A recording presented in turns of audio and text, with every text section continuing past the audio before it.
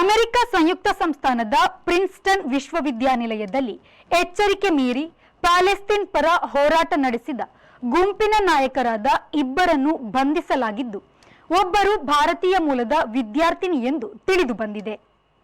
ಬಂಧಿತ ಭಾರತೀಯ ಮೂಲದ ವಿದ್ಯಾರ್ಥಿನಿ ಅಚಿಂತ್ಯ ಶಿವಲಿಂಗಂ. ತಮಿಳುನಾಡಿನ ಕೋಯಮತ್ತೂರಿನಲ್ಲಿ ಹುಟ್ಟಿದ ಇವರು ಯುಎಸ್ಎಯ ಓಹಿಯೋದಲ್ಲಿ ಬೆಳೆದವರು. ವಿಶ್ವವಿದ್ಯಾನಿಲಯದಲ್ಲಿ ಆವರಣದ ಮೆಕ್ಗೋಶ್ ಬಳಿ ಪ್ರತಿಭಟನಾ ಡೇರೆ ಹಾಕದಂತೆ ಎಚ್ಚರಿಸಲಾಗಿತ್ತು. ಆದರೆ ಸಂಘಟಕರು ಅದನ್ನು ಮೀರಿ ನಡೆದರು. ಮೊದಲು 110 ಮಂದಿ ಇದ್ದ ಪ್ರತಿಭಟನಾಕಾರರ ಸಂಖ್ಯೆ ಆಮೇಲೆ 300ಕ್ಕೆ ಏರಿತ್ತು. ಗಾಜಾ ಪಟ್ಟಿಯ ಮೇಲೆ ನಡೆದ ಇಸ್ರೇಲ್ ದಾಳಿಯನ್ನು ಖಂಡಿಸಿ ಕೂಗು ಹಾಕಿದರು. ಕೊನೆಯದಾಗಿ ಪ್ರತಿಭಟನೆ ಸಂಘಟಿಸಿದ್ದ ಇಬ್ಬರನ್ನು ಬಂಧಿಸಲಾಗಿದೆ. ಅವರಲ್ಲಿ ಒಬ್ಬರು ಅಚಿಂತ್ಯ.